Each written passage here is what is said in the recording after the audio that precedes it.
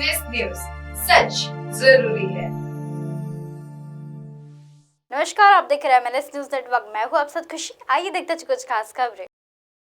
Supreme court ने कहा, पति की मौत के बाद गोद लिया बच्चा पेंशन का हकदार नहीं।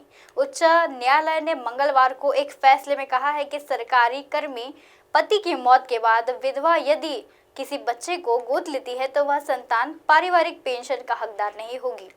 शीर्ष अदालत ने कहा है कि हिंदू दत्तक ग्रहण और रखरखाव कानून 1956 की धारा 8 और 12 एक हिंदू महिला को अपने अधिकार में नाबालिग और मानसिक रूप से स्वास्थ्य किसी बच्चे को गोद लेने की अनुमति देती है।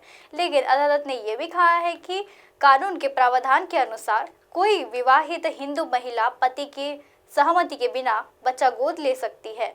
तो न्यायमूर्ति के.एम. जोसेफ और न्यायमूर्ति बी.वी. नागरत्ना की पीठ ने 30 नवंबर 2015 के बंबई उच्च न्यायालय के आदेश को बरकरार रखते हुए यह भी कहा था कि केंद्रीय सिविल पेंशन सेवा पेंशन नियम 54(14)B और 1972 के CSM पेंशन नियम के तहत गोद लिया गया बच्चा पारिवारिक पेंशन का हकदार नहीं होगा। पीठ ने यह भी कहा था कि यह जरूरी है कि पारिवारिक पेंशन के लाभ का दायरा सरकारी कर्मी द्वारा अपने जीवन काल में केवल वैध रूप से गोद लिए गए बेटों और बेटियों के लिए सीमित होगा। श्रीधर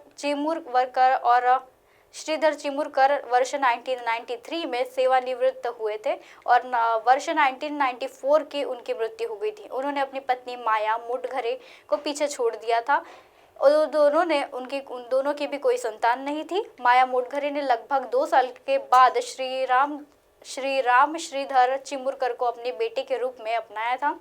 दोनों श्रीधर चिमुरकर के घर के पास एक हिस्से में रह रहे थे। इसके बाद अप्रैल 1998 में माया मुडघरे ने विधुर चंद्र प्रकाश से शादी कर ली और जनकपुरी नई दिल्ली में उनके साथ रहने लगी। इसके बाद श्रीधर चिमुरकर के एक पत्र में लिखकर मृतक सरकारी कर्मचारी श्रीधर चिमुरकर के परिवार को देय पारिवारिक पेंशन का दावा किया गया और हाई कोर्ट के प्रतिविधियों के द्वारा अपीलकर्ताओं ने दावे को इस आधार पर खारिज कर दिया था कि सरकारी कर्मचारी मृत्यु के बाद एक साधारण और सरकारी कर्मचारी की मृत्यु के बाद सरकारी कर्मचारी की विधवा द्वारा गोद लिए गए बच्चे पेंशन के हकदार नहीं होंगे।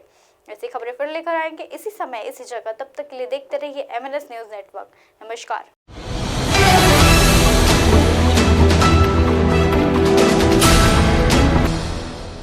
ये है एमएनएस न्यूज नेटवर्क और आप देख रहे हैं एमएनएस न्यूज।